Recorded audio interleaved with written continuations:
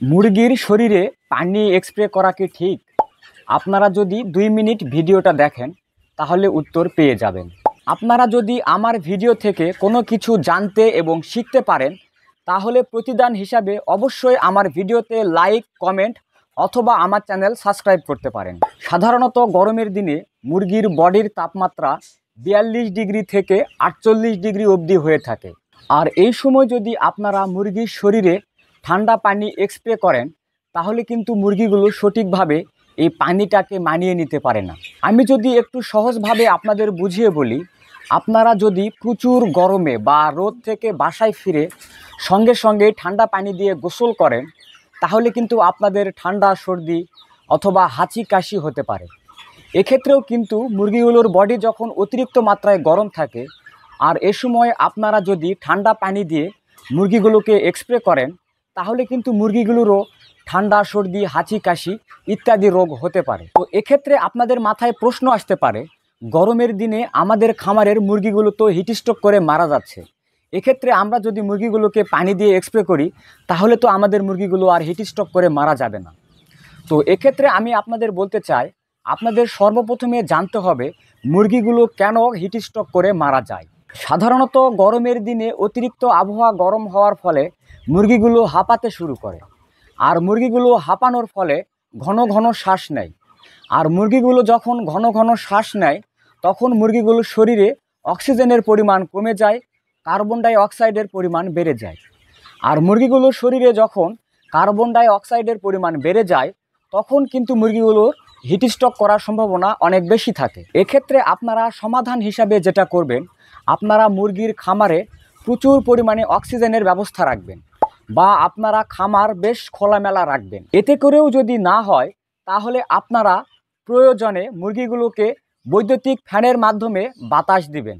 এর পরেও যদি আপনাদের মুরগিগুলো স্বস্তিতে না থাকে সেক্ষেত্রে আপনারা খামারের ছাউনিতে পানি স্প্রে করতে পারেন, এতে করে কিন্তু মুরগির ঘর অনেক ঠান্ডা থাকে। এর পরেও যদি আপনাদের খামারের মুরগিগুলো স্বস্তিতে না থাকে এক্ষেত্রে আপনারা মুরগিগুলোকে খাবার, স্যালাইন খাওয়াতে পারেন। তবে এক্ষেত্রে আমার ব্যক্তিগত মতামত, আমি আমার খামারের মুরগিগুলোকে স্যালাইন না খাওয়ায়ে চিটাগুড় খাওয়াই। আপনারাও যদি আপনাদের খামারের মুরগিগুলোকে চিটাগুড় মিশ্রিত পানি খাওয়াতে পারেন তাহলে কিন্তু গরমের দিনে মুরগিগুলো অনেক স্বস্তিতে থাকে। তো চিটাগুড় মিশ্রিত পানি খাওয়ানোর কিছু নিয়ম এবং কিছু সতর্কতা আছে। এই বিষয়ে খামার বাড়ি ইউটিউব চ্যানেলে একটি আলাদা ভিডিও আছে, আপনারা চাইলে ভিডিওর শেষে এন্ড স্ক্রিনে ভিডিওর লিঙ্ক দেওয়া থাকবে, আপনারা চাইলে সেখান থেকে চিটাগুড় মিশ্রিত পানি খাওয়ানোর নিয়ম সম্পর্কে ভিডিওটি দেখে নিতে পারেন। আর আপনারাও যদি সঠিক নিয়মে মুরগিগুলোকে চিটাগুড় মিশ্রিত পানি খাওয়াতে পারেন তাহলে ইনশাআল্লাহ আপনাদের মুরগিগুলো কিন্তু স্বস্তিতে থাকবে। এক্ষেত্রে আপনাদের মাথায় প্রশ্ন আসতে পারে, আমি যেই পদ্ধতির কথাগুলো আপনাদের বললাম এই পদ্ধতি অবলম্বন করলে কি আপনাদের মুরগিগুলো হিটস্ট্রোক করবে না? ভাই, আমি আপনাদের বলি, সাধারণত আমি কিন্তু 2015 সালে 200 মুরগি দিয়ে খামার শুরু করেছিলাম। এখন 2025 সালে আমি প্রায় 20,000 মুরগি পালন করছি।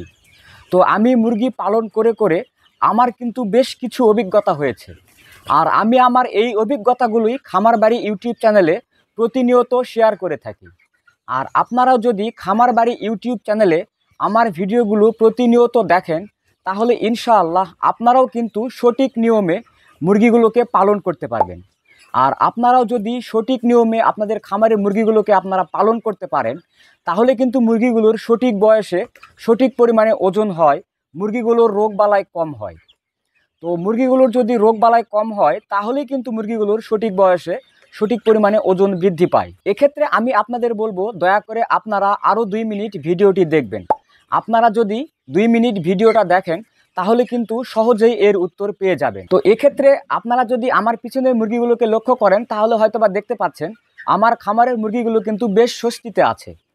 তো আমি আমার খামারের মুরগিগুলোকে যদি ঠান্ডা পানি স্প্রে করে দিতাম তাহলে কিন্তু দুইটা সমস্যা হতো। আপনারা যদি গরমের দিনে আপনাদের মুরগিগুলোর শরীরে ঠান্ডা পানি স্প্রে করে দেন, মুরগিগুলোর গরম শরীরে হঠাৎ করে ঠান্ডা পানি মানিয়ে নিতে পারে না, ঠান্ডা পানি বা ঠান্ডা পরিবেশ মানিয়ে নিতে পারতো না।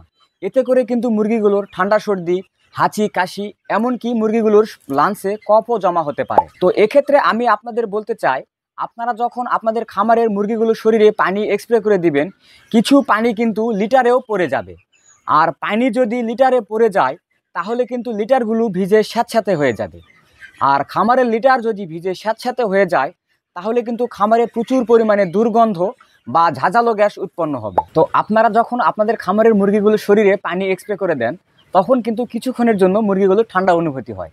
আবার আপনারা যখন পানি স্প্রে করা বন্ধ করে দেন তখন কিন্তু মুরগিগুলোর আবারও গরম লাগে। এক্ষেত্রে হয় কি, মুরগিগুলোর কখনো ঠান্ডা কখনো গরম, এভাবে কিন্তু মুরগিগুলোর আরও বেশি সমস্যা হয়।